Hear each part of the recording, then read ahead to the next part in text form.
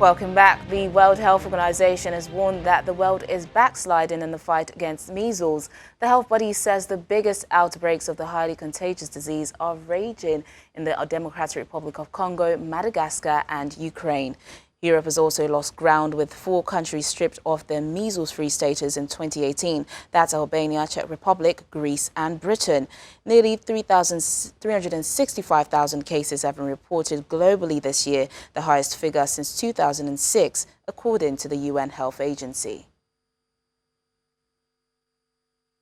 What we're trying to communicate to you and out to the world is we are backsliding. We are on the wrong track. Over 364,000 cases have been reported to WHO from the regions. That number, which is only 4 cases up through August, is the highest number of measles cases reported globally in any year since 2006, and we have not completed the year yet. This is almost 3 times as many cases reported as the same time last year. So we have countries which have low vaccination coverage, which is contributing to the outbreaks of measles, but we also are seeing countries that have very high measles vaccination coverage, and yet outbreaks are happening. And the reason is that even in a national setting, where coverage is very high at the national level, there can be small pockets, communities of people where the vaccination coverage in that particular community is low and insufficient to prevent an outbreak. There are absolutely families, communities, people who are subject to misinformation. They have the wrong information about not only the disease severity and the risks of disease. They don't understand the truth of the matter, but they also have misinformation about the effectiveness of vaccines and the safety of vaccines. Several fuel stations in Zimbabwe have been closed down by the authorities for refusing to accept electronic payments from motorists. Reports say the stations, 2 in the capital Harare and 1 about 50 kilometers to the west of the city, wanted the customers to pay for their petrol in hard cash. In June, the government banned trading in foreign currencies and reintroduced the Zimbabwe dollar as the sole legal tender. This has increased inflation and shortages such as petrol, with motorists often having to queue for hours to get fuel. There is also a physical shortage of Zimbabwean dollar cash notes, as withdrawals are limited by banks and goods in shops are often sold at cheaper prices if one pays in cash. Now, a technology startup in northeastern Nigeria is printing 3D prosthetic limbs for amputees who have been brutally scarred by criminal gangs and militant groups in the region. Efforts are being made to improve the technology so as to help amputees go about their lives with much more ease and dignity. 25-year-old Mohammed Jafar lost his left hand in January this year while he was part of a vigilante group formed to protect his neighborhood in Yola, northern Nigeria. Jafar rescued a teenage girl who was kidnapped by a criminal gang known for mugging residents and creating insecurity in the city. The gang's members later came after the vigilantes, and Jafar's forearm was cut off as he tried to shield his head from his attackers. He recently got fitted with a new 3D-printed prosthetic arm and is now able to earn a living as a tailor. This limb has helped in reducing the humiliation I used to feel. When I put it on, it covers the part that was cut off from my arm, and most people cannot differentiate between the limb and my real arm. It helps me to do some activities.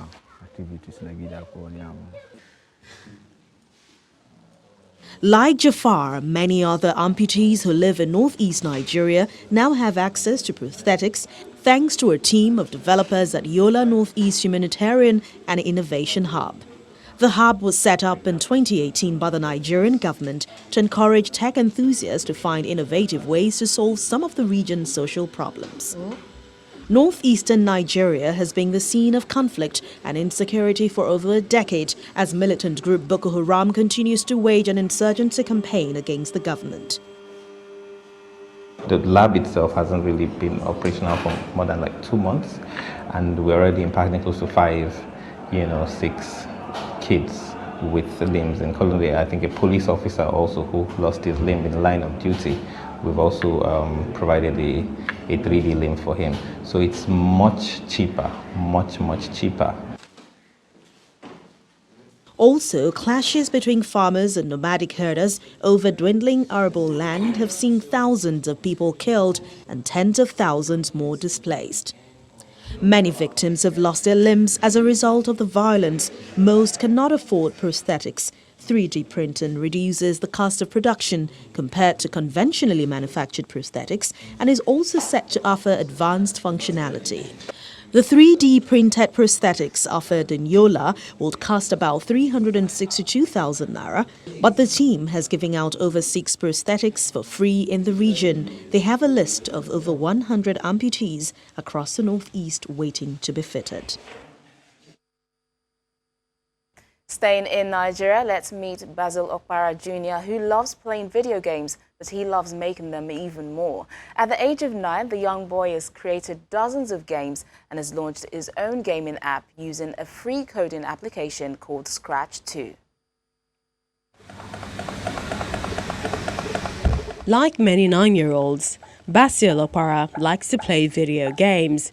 But what makes Basil different is the games he's playing are his own. Frog Attack, a game where players shoot alien frogs that have attacked the Earth, is the first of 35 games he has designed in just 4 months. In April 2019, Basil's father signed him up for a boot camp called CodeFest, where he learns coding, computer programming, and how to create mobile games and other skills. The boot camp was aimed at young Nigerians of ages 5 to 15. I started coding this year and it was a boot camp that taught me how to code. The name of the boot camp was CodeFest. And why I like to build games because the games are much fun to play. And when I play them, I feel like I'm the owner of a game. He creates his games like his most recent title, Falling Apples, using a free coding application called Scratch 2.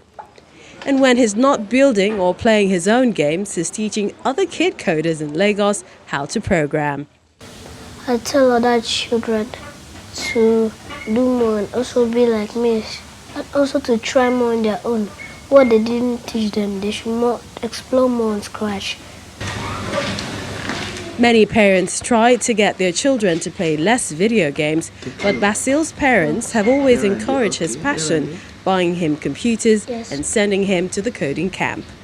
When I found out that he's interested in technology, I was excited because I know that there's a huge potential in the technology industry around the world.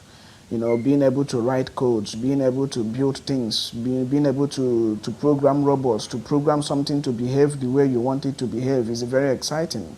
So I didn't have that opportunity growing up. So I felt like it was important to support him to do whatever he wants to do. According to the International Telecommunication Union, Africa is the world's largest major untapped market for internet access, with just 16% of the more than 1 billion inhabitants online. Analysts say technological innovation is a quick way to attain lasting economic growth and development and should be exploited further to help Nigeria diversify away from oil. Start them young. Well, that's the program today. Thank you so much for watching. I'm Teniola Shubawale.